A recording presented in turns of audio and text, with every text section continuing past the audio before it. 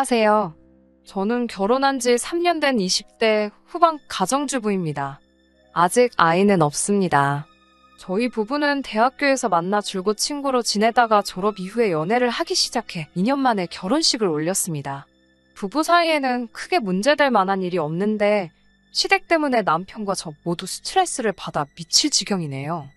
저희 부부는 맞벌이를 하고 있고 각자 수입은 알아서 관리합니다.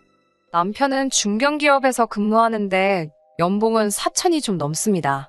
저도 결혼 전에는 회사 생활을 했었지만 잦은 야근과 과도한 업무로 몸이 안 좋아져서 지금은 커피 전문점을 운영하고 있습니다. 다행히 커피 전문점이 꽤 잘 되는 편이라 월 순수익으로 800 정도는 가져가고 있습니다. 매달 조금씩 변동이 있긴 하지만 대기업 못지않은 수준입니다. 사실 제가 커피 전문점을 시작할 수 있었던 건 친정 부모님의 도움이 컸습니다. 친정 아버지는 작게 사업을 하시고 부동산 자산이 좀 있으세요. 아버지 건물에서 시작한 덕분에 여러 가지 혜택을 많이 본 경우입니다. 반면에 시댁은 경제적 상황이 여유롭지 못한 편입니다. 남편이 4살이나 되었을 무렵 남편의 친아버지는 바람을 폈고 시모가 양육권을 갖는 조건으로 이혼을 하셨대요. 그리고 시모도 얼마 지나지 않아 재혼을 했고요. 재혼한 상대와의 사이에서 지금의 신우가 태어났다고 합니다. 바람난 전 남편의 아들이라는 이유로 시모는 자기 친아들임에도 불구하고 남편을 그렇게 힘들게 했다고 해요. 고등학교 들어가면서는 제대로 문제집 한 권 사주지 않아서 남편은 아르바이트를 시작해야만 했고요. 대학에 들어와서도 편의점과 식당을 가리지 않고 알바해서 등록금 대고 자기 힘으로 졸업했어요. 반면에 신우는 남편 표현을 빌자면 생각 없이 개념 없이 사는 사람입니다. 고등학교 다닐 때부터 워낙 문제가 많아서 강제 전학을 한 번 당했대요. 그래도 정신을 못 차려서 결국엔 퇴학을 당했고요. 그러다 결국 20살에 겨우 검정고시를 치렀고 수능을 3번 치른 후에야 수도권 2년제에 입학할 수 있었습니다. 하지만 남편이 대학을 졸업할 무렵 시모는 불의의 사고로 다시 혼자가 되었습니다. 남은 건 사망보험금과 신우뿐이었죠.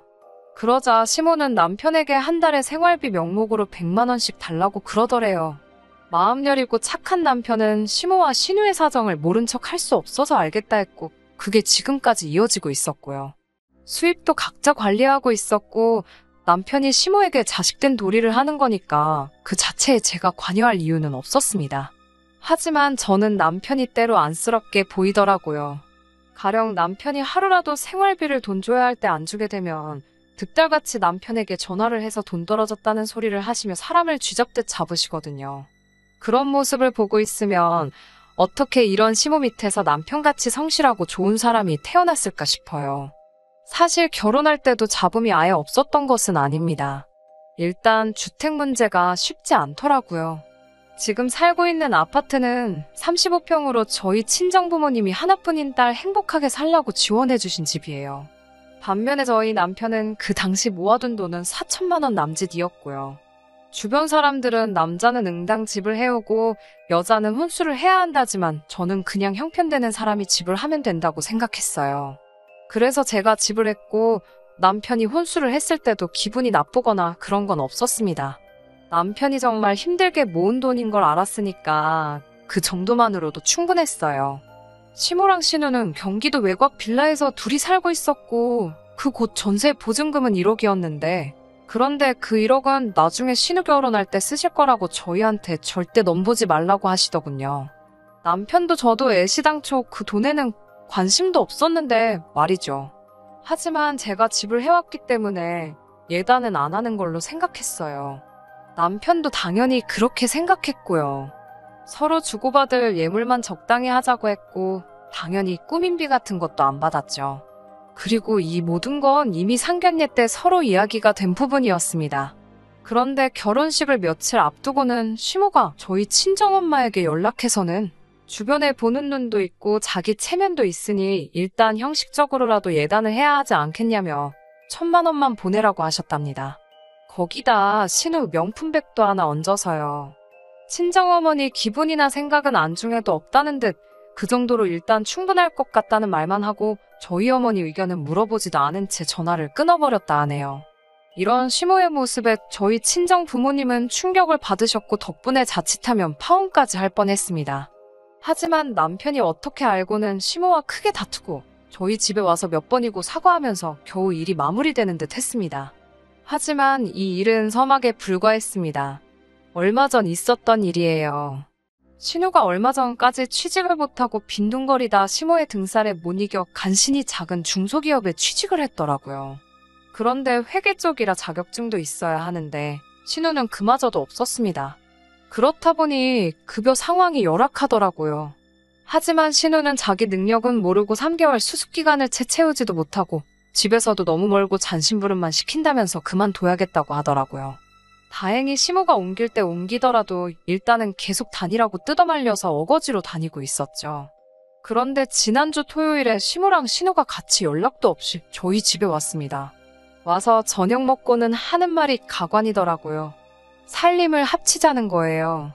살림을 합치면 매달 100만 원씩 생활비 드리는 것도 안 줘도 되고 앞으로 살림은 시모랑 신우가 도와줄 거고 이제 곧 저희 애 가지면 애도 시모가 봐주겠다는 거예요.